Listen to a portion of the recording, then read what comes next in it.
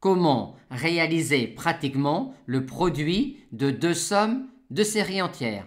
Dans les situations agréables courantes, on utilisera cette formule-là. Comment en donner une lecture pragmatique? Quand on multiplie entre guillemets cette expression polynomiale infinie-là avec celle-là, on obtient une expression polynomiale infinie dans laquelle on aura toutes les puissances de z.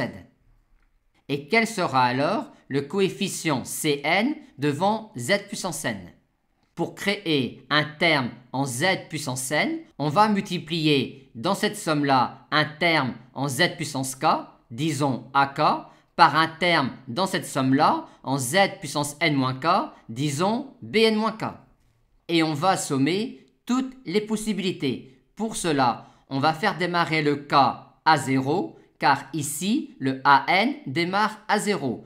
Et on va faire terminer le k à n, car ici, le bn démarre à 0. Or, quand k égale n, on arrive bien ici à 0. Et au lieu de marier dans cette somme-là un terme en z puissance k avec dans cette somme-là un terme en z puissance n-k, on peut faire le contraire, à savoir marier dans cette somme-là un terme en z puissance k avec dans cette somme-là un terme en z puissance n-k.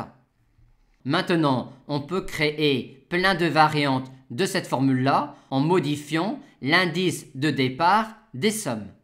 Ainsi, ici, si on fait démarrer cette somme-là à 1 et cette somme-là à 0, on va encore récupérer toutes les puissances de z, mais cette fois-ci uniquement à partir de n égale 1. Et ici, quand on somme toutes les possibilités, on fait démarrer k à 1 car les ak démarrent à 1 et on peut faire terminer k à n car les bn démarrent à 0.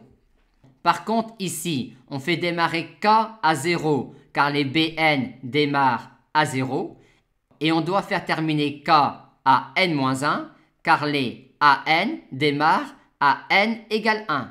Et c'est pour k égale n-1 que an-k est égal à a1. Et selon le même principe, on a ici une formule quand les deux sommes démarrent à n égale 1, avec cette fois-ci dans la somme encore toutes les puissances de z, mais cette fois-ci qui démarre uniquement à n égale 2. Remarque, quand vous avez dans l'une des deux sommes non pas z puissance n, mais z puissance n plus 1, vous sortez alors un z de la somme et à la fin, une fois le produit effectué, vous multipliez votre produit par petit z. Maintenant, quand on effectue un produit de deux sommes de séries entières dans lesquelles, dans les deux, on a du z de n, on applique alors directement ce que l'on a fait ici en posant u égale z2.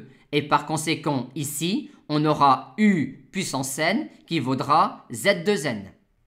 Et si vous avez du z2n plus 1 d'un côté et du z2n de l'autre, on sortira alors un z de la somme dans z2n plus 1. On effectuera le produit des deux sommes et une fois le produit effectué, on multipliera le tout par le z que l'on avait sorti de cette somme-là.